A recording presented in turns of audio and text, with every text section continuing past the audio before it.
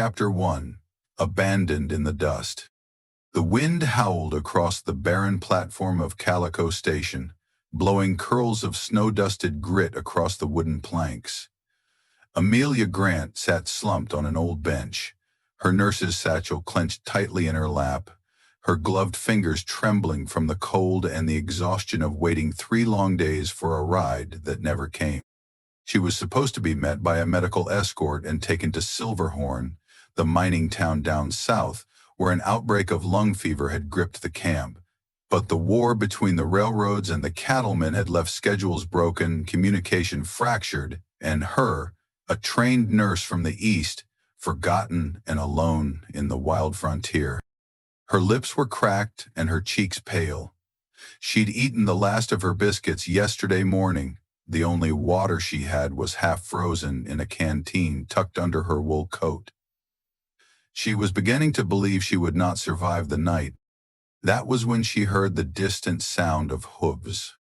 She looked up slowly, vision blurred, and saw a lone rider coming through the snow.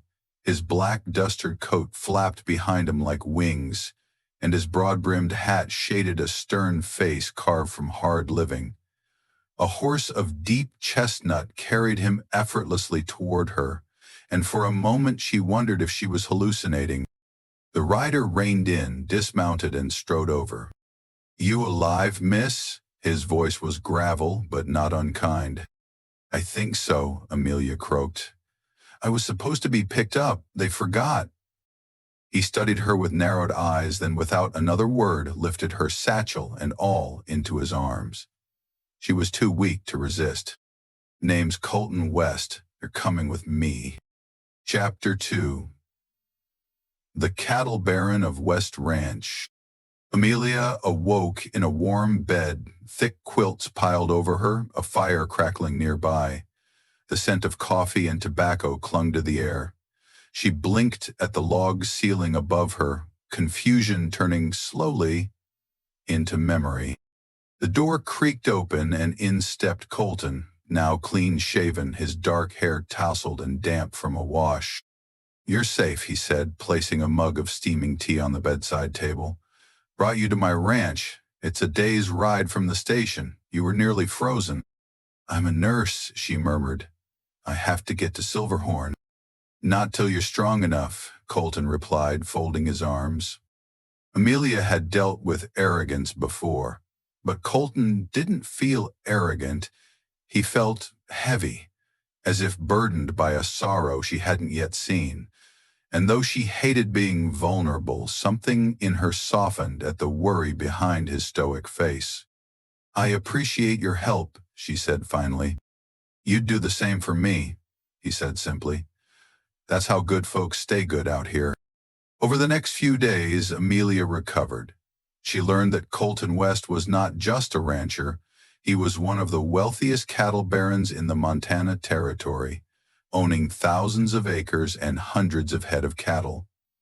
But he lived modestly, with only a few trusted ranch hands and a cook named Mags who treated Amelia like her own kin. But what Amelia learned most of all was that Colton had lost his wife 2 winters ago in a fire, and since then he'd buried himself in work and silence. Still, each evening Colton brought her tea, and each evening they talked a little more. Chapter 3. Snow and Secrets. One evening, as the snowstorm howled outside, Colton sat with her by the fire. "I wasn't supposed to inherit this land," he confessed. "My older brother ran it before he was shot in a cattle war. I didn't want the legacy, but I didn't have a choice." Amelia placed a hand on his arm gently. "Sometimes we carry burdens because no one else can." He looked at her, his eyes softening. "And you? What brought you out here to a hell like Silverhorn?" She hesitated. "I was engaged," she said. "To a doctor. We were to be married in Boston. But when I found him with my younger sister," she looked away, "I left. I joined the nurses' corps and went west." Colton's jaw tightened. "You deserved better." "I didn't want pity," she said. "I just wanted to be needed." "You are needed," he said quietly, "by more people than you know." Chapter 4. Blood in the Snow. Just as Amelia regained her strength, trouble came to West Ranch. A group of raiders, led by a man named Wyatt Kane, began targeting ranches in the area. They stole cattle, burned barns, and left warnings on fence posts. Colton had known Kane once. They'd ridden together before Colton went straight. "You think he'll come here?"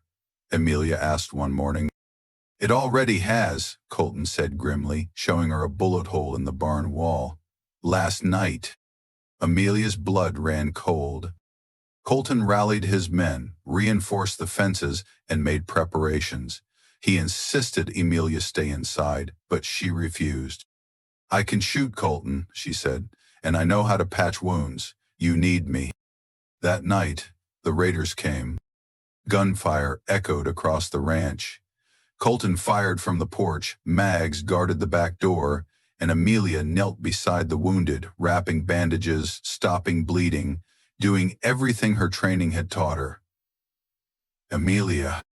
In the chaos, Kane stormed the front gate. Colton met him in a brutal fist fight beside the horse trough.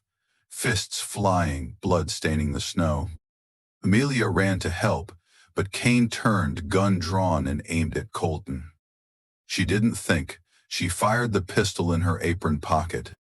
The bullet struck Kane in the shoulder. He screamed, dropping his weapon. Colton grabbed him and slammed him unconscious against the trough. It was over. But Amelia was shaking. Her hands wouldn't stop trembling. Colton took her in his arms. "You saved my life," he whispered. "I wasn't going to lose you," she whispered back. Chapter 5. Love in the Firelight. After the raid, the ranch grew quiet again. Repairs were made, life returned. Amelia tended to the wounded men, her skill and courage earning the respect of everyone at West Ranch. She never mentioned Silverhorn again. Colton began spending more time by her side. He brought her wildflowers, left coffee on her porch, and once even carved a small wooden horse for her, remembering a story she'd told him of a childhood pet. Still, he never spoke of love. Until one night, under the stars, he found her at the corral watching the moonlight glint off the frost. "I was afraid to feel again," he said, stepping beside her. "But when I thought I'd lost you in that fight, I knew." She turned to face him, heart hammering. "I don't know if I deserve someone like you," he said. "But if you'll stay, if you'll choose this life, I'll spend the rest of mine loving you right." Tears filled her eyes. "Colton, you already have." He kissed her beneath the stars, the ranch bathed in silence and snow. Epilogue. A new chapter. Amelia never made it to Silverhorn. Instead, she and Colton built a new wing onto the ranch house, a small clinic where she treated cowhands, settlers, and anyone needing care regardless of their coin. The story of the nurse of West Ranch spread far and wide, and when the cattlemen wrote the history of Montana, they included a line, "In the harshest winter, love took root in the snow, and from one act of mercy, a legend was born."